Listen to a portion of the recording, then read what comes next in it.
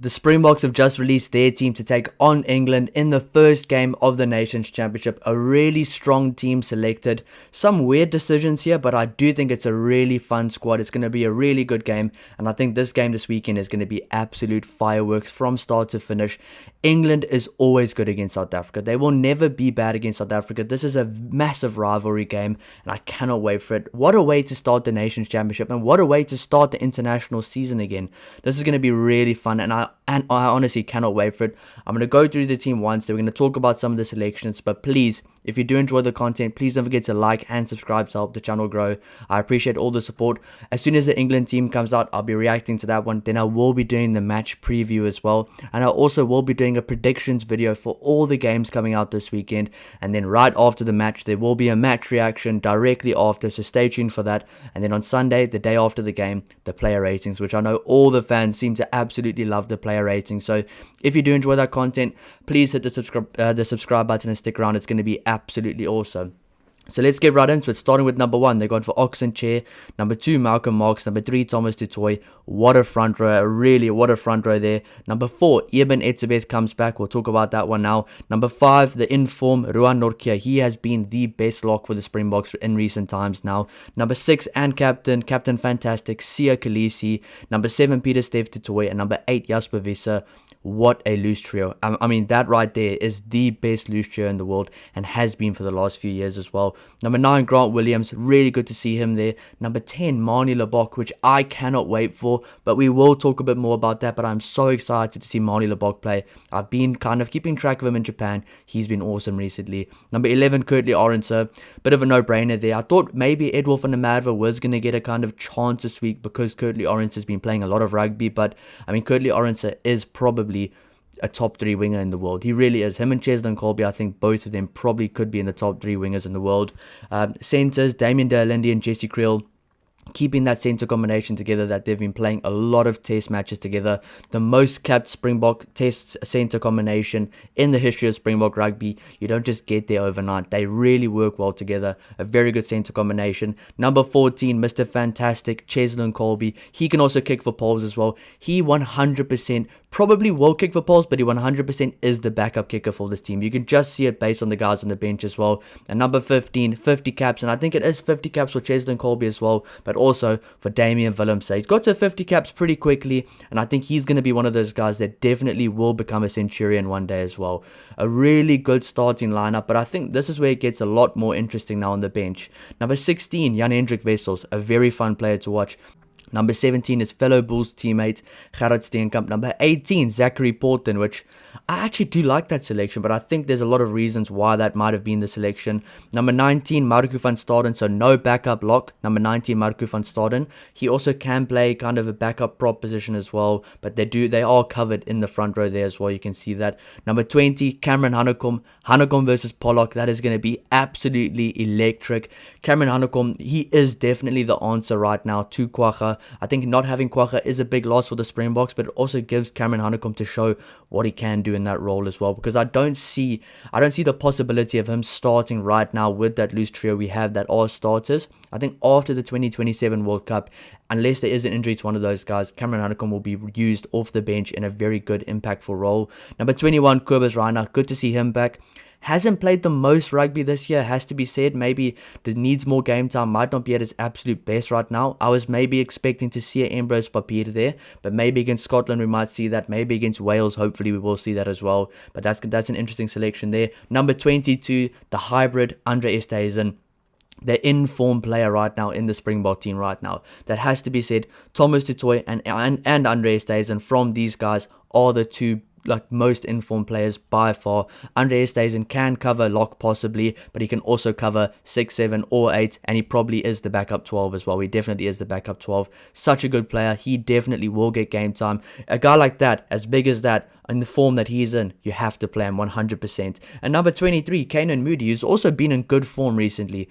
Not the best final for the URC, and I know a lot of people seem to rate these guys based on their last games they've played, which, I mean, I do understand it, but Kainan Moody every single time he puts on the Springbok jersey, he plays some exceptional rugby. He's really good at reading the line. He's really good at reading the defensive line. He's a great player. He slices through teams. He's physical as well. He's a good wing / center option as well. He can play fullback if needed. I don't think he will need to, but he can play all those positions as well. And I've said this many times before.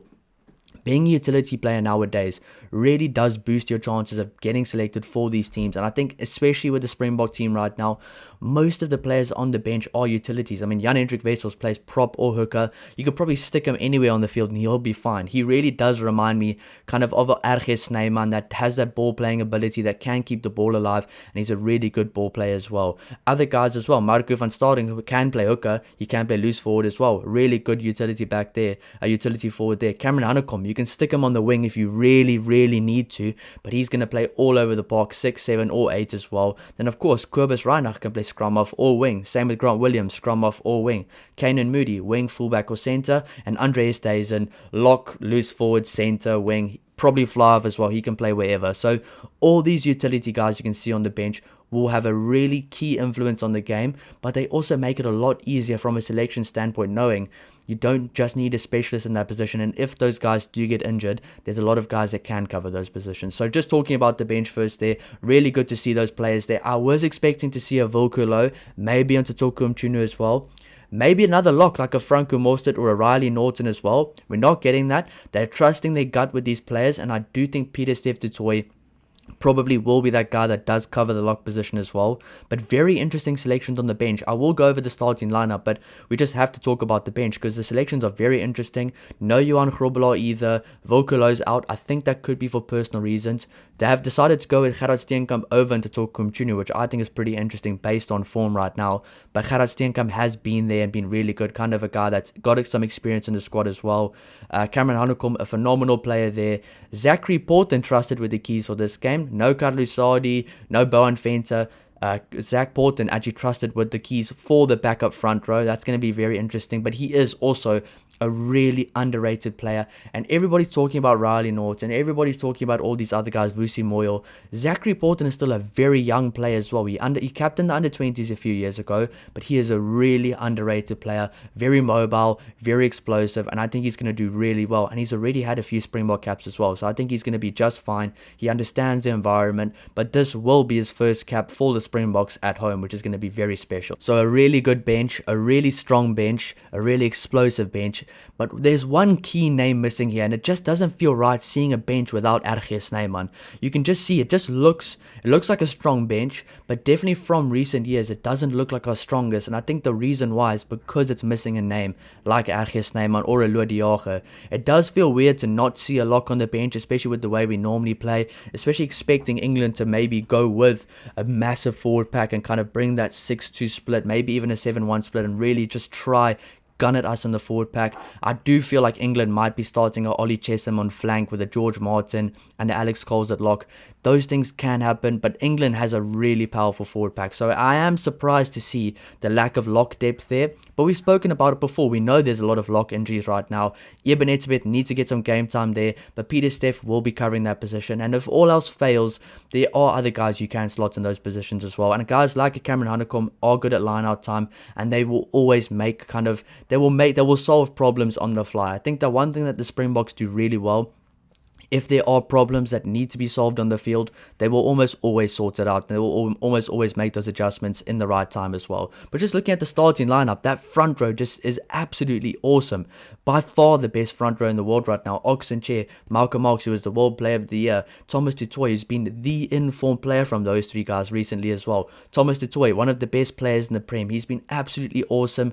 These guys know how to scrum together. They are absolutely awesome together. I do expect them to play most of the game. I would be honestly shocked if the game is at a 50-50 or a tie or a one-score game or a penalty between them, and they bring on Jan-Hendrik Wessels, Gerard Steenkamp and Zach Porton on early. I would be surprised with that. I think those guys know they are going to play a lot, and I'd like to see Malcolm Marx come out the gate firing like he did at the end of last year. I think with these guys in Japan, it always is a thing of it takes 2 or 3 games for them to get back to their best. It takes a few games for them to kind of get to that form that they end the year with. But by no means do I think that the Springboks are going to play their best game this weekend. It would be silly to think that they're going to play the perfect game.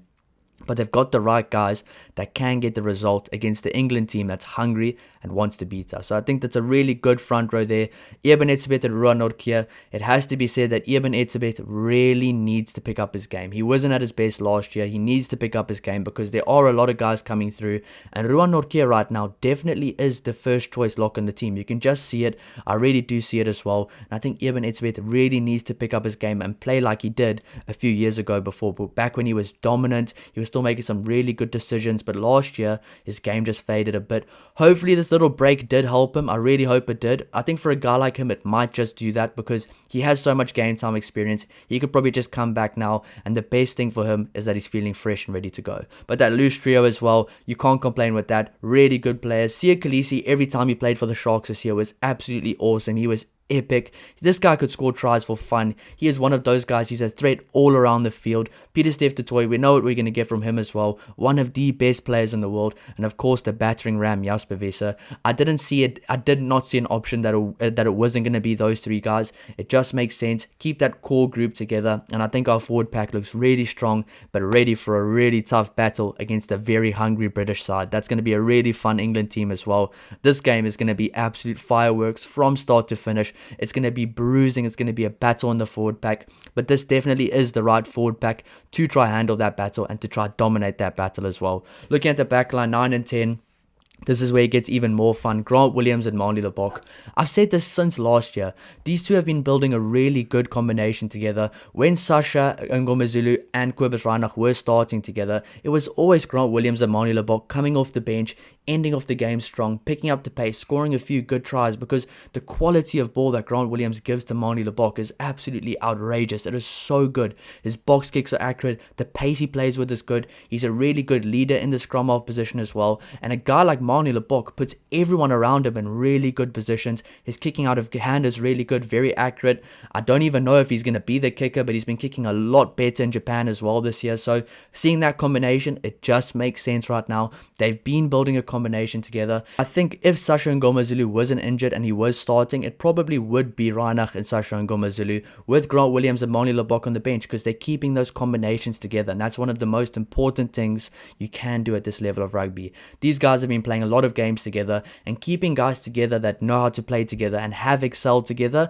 is the best thing you can possibly do. We saw what happened when Grant Williams and Manie Libbok came onto the field against the All Blacks in Wellington. We saw what happened when they came onto the field against Ireland. We saw what happened when they came onto the field against France last year as well. They know how to finish games, but I think this will be really good as well for Manie Libbok, for his confidence, because Manie Libbok is such a special player, and I really cannot wait to see how he goes against the English. It's going to be absolutely awesome. And then looking at the centres, we know what we're going to get from them. Damien de Allende, one of the best players in the team, probably the spine of the backline. He keeps that backline together.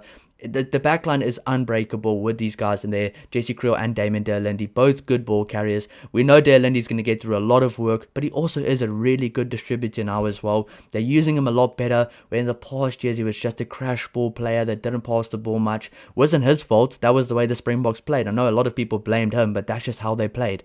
Now he's playing to his strengths.